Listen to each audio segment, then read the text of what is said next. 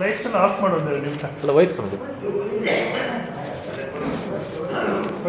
ಹೋಗಿದೆ ಸರಿ.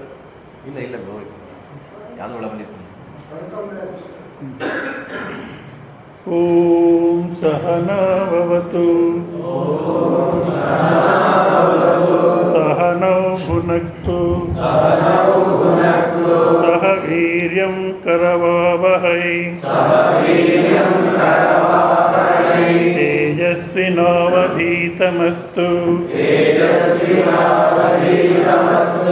ಮಾ ವಿದ್ವಿಷಾವಹೈ. ಓಂ ಶಾಂತಿ ಶಾಂತಿ ಶಾಂತಿ.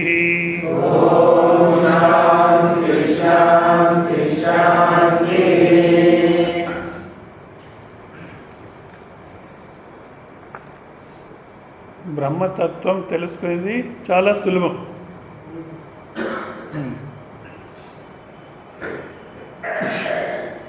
ఎంత సులభం అంటే వేదాంత జింజమకారులు అంటారు, దశమస్య పరిజ్ఞాని నాయాసోస్తి యథా తథా స్వస్య బ్రహ్మాత్మ విజ్ఞానే ఇది వేదాంత డిండిమ. ఆ 10 మంది విద్యార్థులు స్నానానికి పోతే ఆ కథ అంతా మీకు బాగా తెలుసు అవునా. వాళ్ళందరూ లెక్కేసిన 10 మంది 9 వస్తుంది. ఎవరో వచ్చాడు మహానుభావుడు కారుణిక కరుణతో, ఎందుకు బాధపడుతున్నారు అంటే 10 మంది వచ్చినాము, ఇప్పుడు చూస్తే 9 ಮಂದಿ ఉన్నాము, 10 ಜನ ಬಂದ್ವಿ ಸ್ನಾನಕ್ಕೆ, ಇವಾಗ ನೋಡಿದ್ರೆ 9 ಜನ ಇದ್ದೀವಿ ಅಂದಾಗ ಇಲ್ಲ ನೀವು ಲೆಕ್ಕ ಹಾಕಿ లెక్క పెట్టండి అంటే 1 2 3 4 5 6 7 8 9 ఓ అన్నాడు. 9 దశమోసి నువ్వే 10వాడు. లెక్క పెట్టేవాడిని లెక్క పెట్టి ముందు ಲೆಕ್ಕ ಹಾಕೊಂಡು ಲೆಕ್ಕ ಇಡು, ಅವನ ಲೆಕ್ಕ ಮಾಡು, ಅವನ ಮೊದಲು ತಗೋ. మనం ఏం చేస్తున్నావు, ప్రపంచం అంతా లెక్క పెడుతున్నావు, వీడిని మర్చిపోతున్నాం.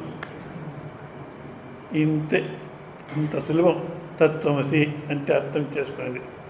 ఎందుకు కష్టమైందంటే మన అంతఃకరణం తయారు కాలేదు. ఏ విధంగా అక్కడ 9 మందిలోనే మనస్సు ఉందో ఇక్కడ మన మనస్సు కూడాను 9 మందిలోనే ఉంది. 9 అంటే ఏది, శబ్ద స్పర్శ రూప రసగంధ అనేటువంటి ఈ 5 మనస్సు బుద్ధి చిత్త అహంకార దీంట్లోనే ఉంది కనుక లోపల పరమాత్మ స్వరూపం ఉన్న లేకుండా ఉంది. అందుకే సత్యానంద సరస్వతులు అంటారు, వేదాంత సందేశాలు అనే ఒక దాంట్లో ఒక వాక్యం రాస్తారు, కల్మషం లేని మనస్సు తయారు చేసుకో,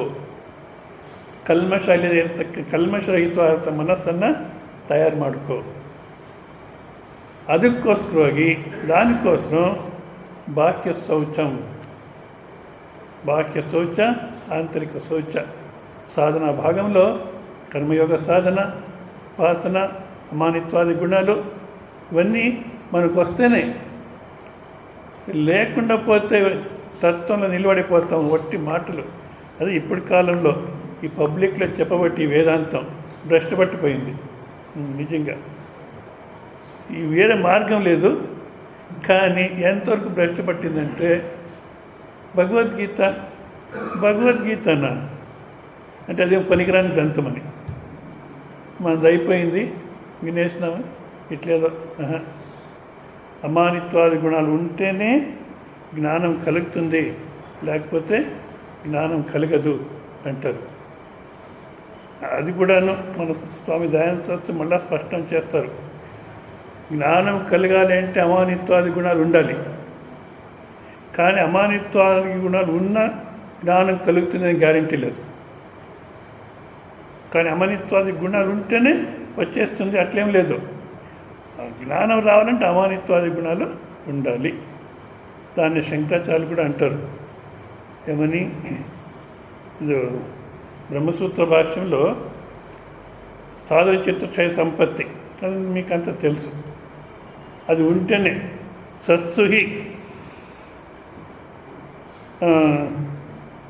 జ్ఞాతుం సత్సు హి శ్రోతుం జ్ఞాతుం శక్యతే నా విపర్యయే. ఆ సాధన చతుష్టయ సంపత్తి ఉంటేనే మనకు అర్థమవుతుంది, శ్రవణం చేస్తాం సాధ్యం, అర్థం చేయడం సాధ్యం, లేకపోతే లేదు. అదేవిధంగానే అమానిత్వాది గుణాల గురించి కూడాను యస్మిన్ సతి తత్ జ్ఞేయ విజ్ఞానే యోగ్యో అధికృతో భవతి. అమానిత్వాది గుణాలు ఉంటేనే వాడు తెలుసుకోవడానికి యోగ్యుడవుతాడు, కానీ లేకపోతే లేదు. ఇప్పుడు మనకున్న సమయంలో 21 ఏమో ఉన్నాయి, అది అమానిత్వాది గుణాలు 20-21 ఉన్నాయి. దాంట్లో ఎంతవరకు సాధ్యమో అంతా మన జీవితం తెచ్చుకోవడానికి ప్రయత్నం చేస్తాం. దీంట్లో ఫస్ట్ శుచిత్వం, శౌచం అనేదాన్ని తీసుకుంటాను నేను. అమానిత్వం, అదమ్మిత్వం, అహింస, క్షాంతి, ఆర్జవం, ఆచార్యోపాసనం, శౌచం అంటారు. ఆ శౌచం అనేదాన్ని చూస్తాం. నిజంగా ఎందుకు మన దేశంలో ఇట్లా అయిపోయింది? మన సెన్సస్ తీసుకున్న మొత్తం ప్రపంచంలో, రాజకీయం కాదు, అర్థం చేసుకోండి బాగా. మొత్తం ప్రపంచ సెన్సస్ తీసుకుంటే భారతదేశంలో అశౌచంలో ఉండేది. మళ్ళీ సిటీస్ ఎక్కువ గలీజ్ ఏదంటే బాంబే, ఢిల్లీ. ఇంకా వేరే దేశంలో అంతా బాగానే ఉన్నారు.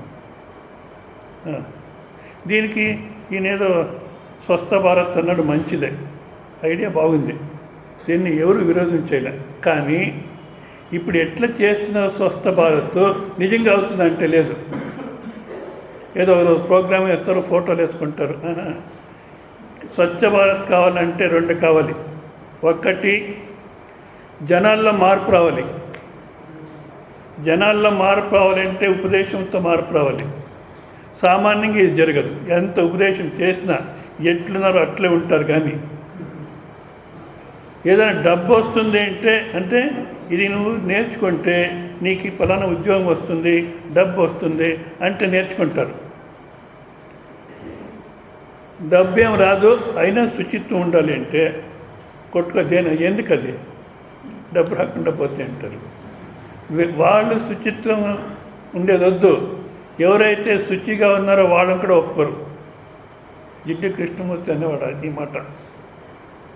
వాళ్ళు శుచిత్వం పరిపాలన చేసేది వద్దు, ఎవరైతే శుచిగా ఉంటాడో వాళ్ళని కూడా ఒప్పుకోరు ఈ జనాలు.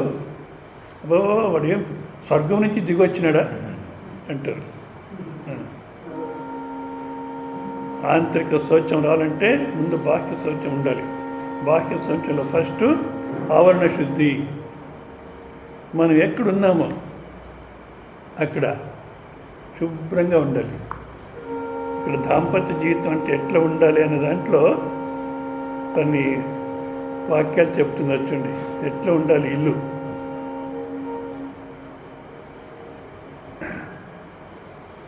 గృహస్థ వాసమాడువ స్థಳ అంటే గృహస్థుడు ఎక్కడైతే నివసించున్నాడో, వాసం చేస్తున్నాడో స్థಳ ಪರಿಶುದ್ಧವಾಗಿ ಆನಂದದಾಯಕವಾಗಿ ಆಧ್ಯಾತ್ಮಿಕ ತೇಜಸ್ಸನ್ನು ಹೊರಹೊಮ್ಮುವಂತೆ ಇರಬೇಕು.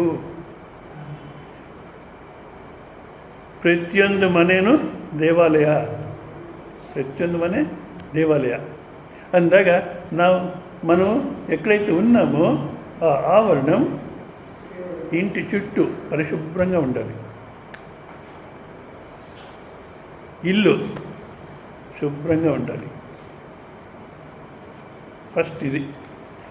దీనికి ఏమో డబ్బు ఖర్చు లేదు, డబ్బు ఖర్చు కాదు, ఎక్కువ శ్రమ కూడా ఉండదు. ఏమంటే ఆ పరిశుభ్రత అనేటువంటి ఒక సెన్స్, ఆ కల్పన రావాలి మనకు. ప్రేమ లేదు చూడండి. నేను చెప్తుంటాను, అయినా ఎవరు వినరు, నాకు బాగా తెలుసు. వాళ్ళు విన్నా వినకపోయినా కూర్చున్నాం కనుక ఇక్కడ చెప్పేది అది ఉదయం మాట్లాడుతున్నాం. స్కూల్లో అబ్బాయిని అడిగినాడంట టీచరు, కర్తృత్వం అనేదానికి భ్రమ అనేదానికి దೃಷ್ಟಾಂತ చెప్పు, ఏదన్నా దೃಷ್ಟಾಂತ చెప్పు. ಕರ್ತೃತ್ವ ಅನ್ನಕ್ಕೆ ಭ್ರಮೆ ಅನ್ನಕ್ಕೆ ಯಾವುದನ್ನು ದೃಷ್ಟಾಂತ ಹೇಳು. ఆ అబ్బాయి అన్నాడంట, పాఠం చెప్పే మీరు కర్తృ, మనం వింటున్నాము అని అనుకుంటారే అది మీ భ్రమ. ఇక్కడ కూడా అంతే. మీరు వింటున్నారు అని నా భ్రమనే ఉండొచ్చు, అయినా కూడా ఎవరు ఎప్పుడో ఒకసారి పని చేస్తుంది అనే దృష్టితో చెప్తున్నాను. ఎందుకంటే శుభ్రంగా ఉండాలి, దానికి శ్రమ లేదు, కొంచెం అలర్ట్గా ఉండాలి. అరటిపండు నేను ప్రసాదం ఇవ్వాలంటే అరటిపండు పొట్టు తీసి కట్ చేసి ఇవ్వండి అంటాను. మెత్తబడిపోతుంది వద్దంటారు. సరే పోని వీళ్ళు మీరు పండు లోపల వేసుకోండి, పొట్టు అక్కడ ఒక డస్ట్బిన్ పెట్టినారు ఇక్కడ వేయండి అంటే నిజంగా ఎంతమంది చేస్తారో తెలియదు. అదే ఇది బాగా అలవాటు చేసుకున్నారు. పండు లోపల పోతుంది, పొట్టు ఎక్కడ పడుతుందో తెలియదు. బస్సులో కూర్చొని ఉంటారు. ఇవన్నీ స్మాల్ థింగ్స్. కానీ ఈ పరిశుభ్రత ఎంతవరకు రాదో, బాహ్యంలో ఉండేటువంటి అశౌచం తెలీదు, ఇంకా ఆంతరిక అశౌచం అంటే తెలుస్తుంది. బాహ్యంలో శుద్ధం చేసుకునే మనకి రాదు, ఇంకా అంతర్శుద్ధ శౌచం ఎట్లవుతుంది? బస్సులో ఊరికి కూర్చోలేరు కనుక అది శనక్కాయ కొనుక్కుంటారు, తింటారు. ఇట్లా వేసుకుంటే ఆ విత్తనాలు కరెక్ట్గా పోతాయి లోపల, బాగా అలవాటైనారు. మళ్ళీ ఆ పొట్టు ఎక్కడ పడుతుందో. భార్యాభర్తలు ఇద్దరు ఒక బస్సులో ట్రావెల్ చేస్తున్నాం, వాళ్ళు అట్లా పొట్టు వేస్తున్నారు, నేను చూస్తున్నా. వాళ్ళు తినింది కంప్లీట్ అయిన తర్వాత నేను ఎత్తేస్తాంలే అని ఊరుకున్నాను. అంతలో కండక్టర్ వచ్చినాడు. వచ్చి ఇట్లా గలీజ్ చేస్తే ఎట్లా సార్, ఇట్లా గలీజ్ చేస్తే ఎట్లా అన్నాడు. ఇంకెక్కడ వేసుకోలే, జోలో వేసుకోవాలా అంటాడు. పాప మా కండక్టరు తన కర్చీఫ్ తీసి దీంట్లో వేయండి అన్నాడు. అప్పుడు వాళ్ళకు కొంచెం ఆలోచన వచ్చింది. మళ్ళా నేను పక్కన కూర్చున్నాను, తిని ఆ పేపర్లను వేసుకొని టౌన్ అయిన తర్వాత బయట పారేస్తే అవుతుంది కదా, లేదా మీ లగేజ్లో పెట్టుకొని మళ్ళీ ఇంటికి పోయి డస్ట్బిన్లో వేస్తే అవుతుంది కదా, దానికి కండక్టర్ పోయి గలాట్ చేస్తారు మీరు అన్నాను. అప్పుడు సారీ అని అన్నారు. ఎందుకు చెప్తున్నానంటే మనం ఎక్కడున్నాం అక్కడ ఇల్లు, లెట్రిన్లో కూర్చొని ధ్యానం చేసే రీతిగా ఉండాలి. లెట్రిన్ పరిశుభ్రంగా ఉండాలి. ఆశ్రమానికి వచ్చినారు, మా వల్ల ఎక్కడ గలీజ్ కాకూడదు. బాత్రూమ్ పోయినాం, లెట్రిన్ పోయినామంటే నేను పోయినప్పుడు ఎంత పరిశుభ్రంగా ఉండిందో దానికిన్నా శుభ్రతతో పెట్టి బయటకు రావాలి. గలీజ్ చేసేసి రాకూడదు. ఇట్లా ఆవరణ శుద్ధి ఇది మనకు రావాలి. వచ్చిన తర్వాత ఆ శుచిత్వంలోనే చాలా ఉన్నాయి.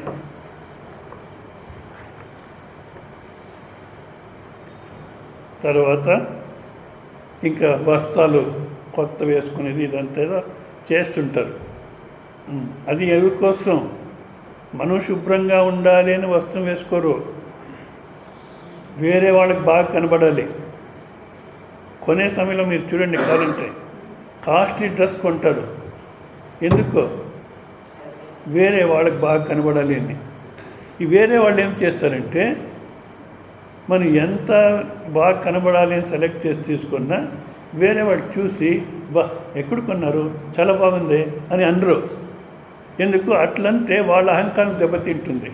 కనుక ఏం చేస్తారు, కొన్ని ఎట్లా కొన్నావు, ఇదేంటి ఈ బార్డర్ దరిద్రం ఇట్లుంది, బార్డర్ పోయింది, మనం ఎంత డబ్బు పెట్టినామో అదంతా పోయింది. ఎందుకు? వేరే వాళ్ళకి బాగా కనబడదు. శుభ్రత కోసం మనం వేసుకోవాలి, కానీ వేరే వాళ్ళ కోసం కాదు. సమాజ నీతి అనుసరించి శుభ్రంగా వేసుకోవాలి. తర్వాత శారీర శుద్ధి అంటే శరీరంలో ప్రమాదమైన కార్యాలు చేస్తుంటాం వివేకం లేకుండా, అది అశుద్ధం. ప్రమాదమైన కార్యాలంటే వాడు చెప్పేది ఒకటి, మనం అర్థం చేసుకుంది ఇంకోటి. ఎవరో 4 పిల్లలు ఉన్నారంట, కొడుకులు, ఏమి పనికిరారు. అది ఇప్పటి కాలంలో more qualification less common sense అంటారు. అర్థమైందా? అందరూ మాస్టర్ డిగ్రీసే, లెస్ కామన్ సెన్స్, సామాన్యమైన జ్ఞానం తక్కువ అంటారు. నేనంటాను more qualification with no common sense. చూడండి, కావాలంటే అమ్మాయి MBA, అబ్బాయి MCA, ఇద్దరు మాస్టర్ గ్రాడ్యుయేట్స్, పెళ్లి చేసుకున్నారు. పెళ్లి చేసుకుని అయిన తర్వాత రెండు రెండు 2 సంవత్సరాలు అయిన తర్వాత మీ దగ్గర వస్తానంటారు. అంతవరకు నేను రాను, 2 సంవత్సరాలు అయిన తర్వాత నీ దగ్గర వస్తానంటారు. ఎందుకంటే నేను పిహెచ్డి చేయాలంటారు. మరి పెళ్లి చేసుకుని ఎందుకు? కామన్ సెన్స్ లేదు, కామన్ సెన్స్ ఉండదు, ప్రమాదం. అట్లా నలుగురు కొడుకులు ఉన్నారు, ఏం పనికిరారు. సరే, నా లాంటి గురువు దగ్గర పంపించినారు. సరే, ఈ స్వామీజీ అన్నాడు, అయ్యా ఏ రోజు సోమవారం ఏ రోజు ఏ కార్యం చేయాలో అది చేసేయండి. అంతేకాదు జీవితంలో ఏదైతే తప్పకుండా చేయాల్సి వస్తుందో దాన్ని కూడా వెంటనే చేసేయండి. దానికోసం పోస్ట్ పోన్ చేసేది వద్దు, ఇట్లేదో చెప్పినాడు. వీళ్ళు ఇంటికి వచ్చి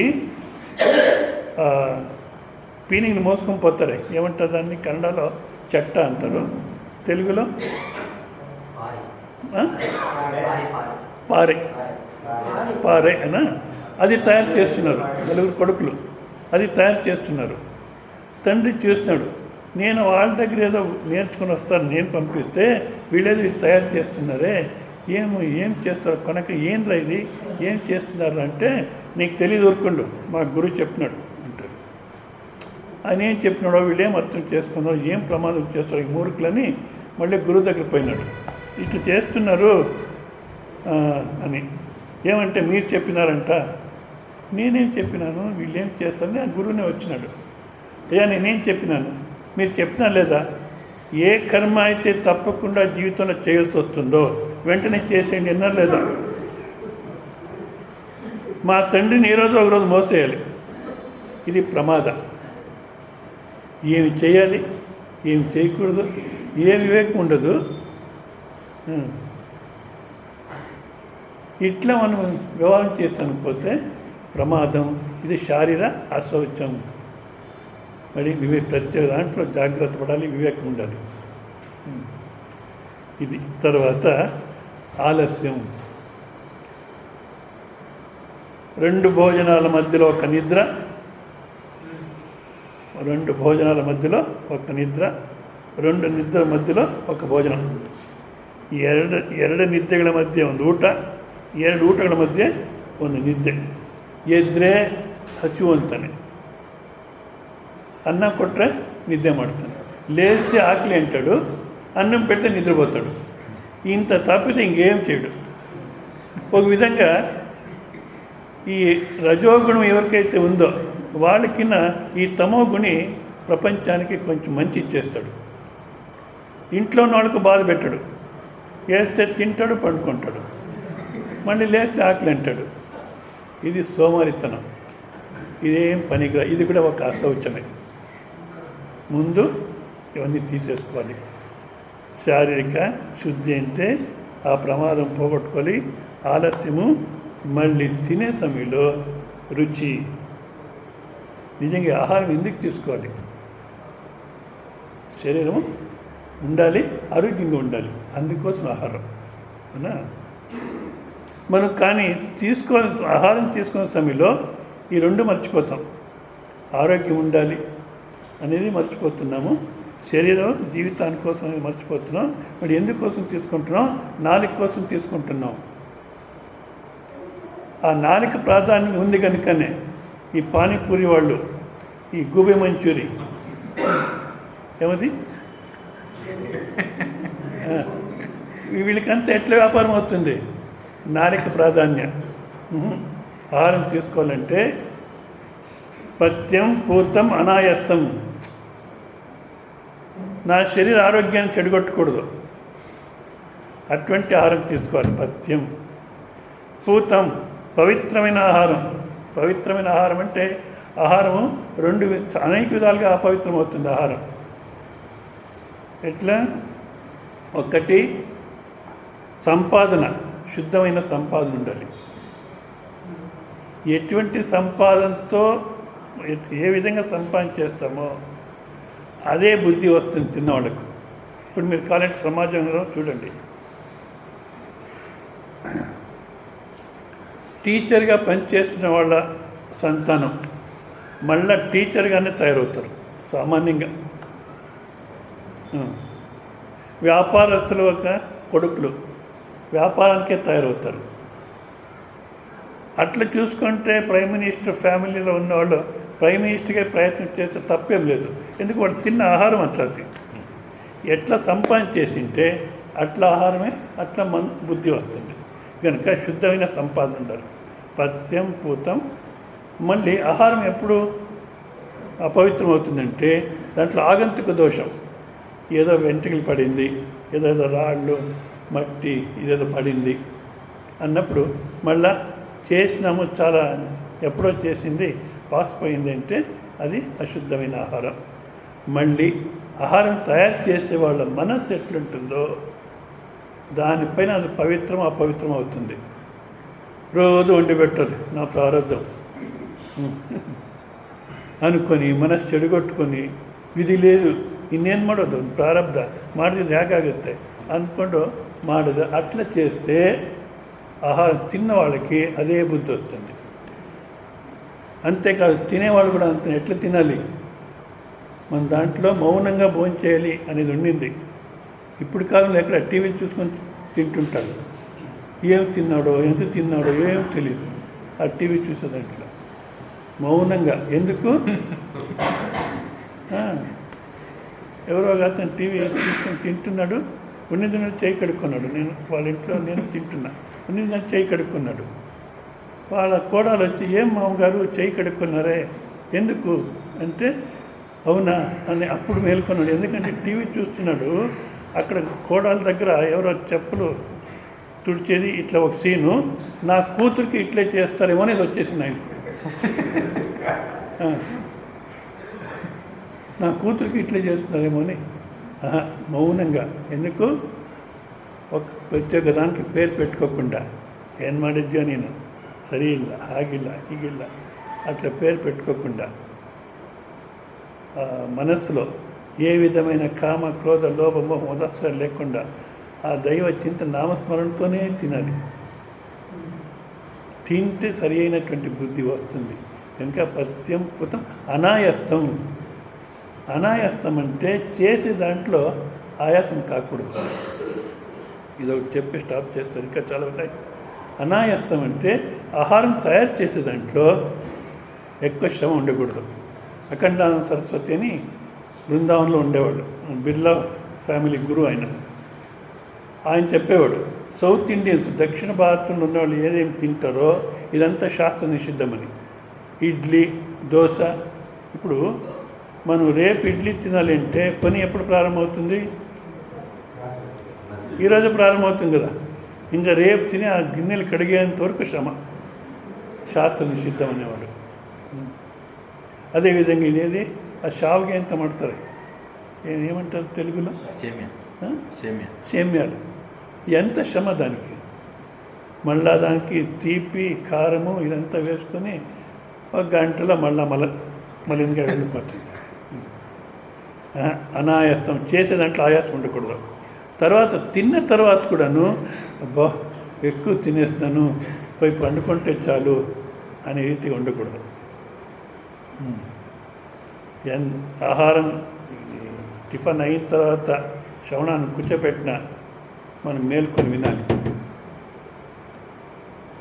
భోజనం అయిన తర్వాత నేను హుబ్లీలో దయానంద సరస్వతి దగ్గర హుబ్లీలో ఉన్నాము. ఎవరింట్లో పోయినాము, ఒక లాయర్ ఇంట్లో భిక్షానికి. చాలా బాగా వ్యవస్థ చేసినారు. నేను మెల్లిగా అన్నాను, బాగానే చేశారు, ఇది చూస్తే మధ్యాహ్నం బ్రహ్మసూత్ర క్లాస్ ఉంది, నిద్ర వచ్చేస్తున్నాం ఎక్కువ తింటే అని. అది ఎట్టు వినపడింది ఆ స్వామీజీకి. ఆయన దయామయ ఆయన అన్నాడు, మధ్యాహ్నం బ్రహ్మసూత్ర ఇది క్యాన్సర్లు ఇప్పుడు బాగా తినండి అని.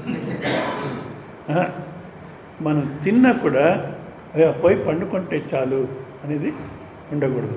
ఇట్లా ప్రమాదం, ఆలస్య, రుచి కోసం తినేది సరికాదు. షోకి అంటారు. తర్వాత ముందు శుచిత్వాన్ని మళ్ళీ చూస్తాం మనం. ఓం పూర్ణమద పూర్ణమిదం పూర్ణముదచ్యతే పూర్ణస్య పూర్ణమాదాయ పూర్ణమేవావశిష్యతే. ఓం శాంతి శాంతి శాంతి. హరి ఓం శ్రీ గురుభ్యో నమః. నాడే ప్రోగ్రాం. రేపు ఉదయం 7:30కి 7కి 7 గంటలకు పారాయణాలు ఉంటాయి. పారాయణం తర్వాత 9:30 టిఫిన్ ఇంతవరకు. అదే 8:30కు ఉపహారం, మళ్ళీ 9:30కు ప్రవచనాలు ప్రారంభమవుతాయి. అది ఉంది.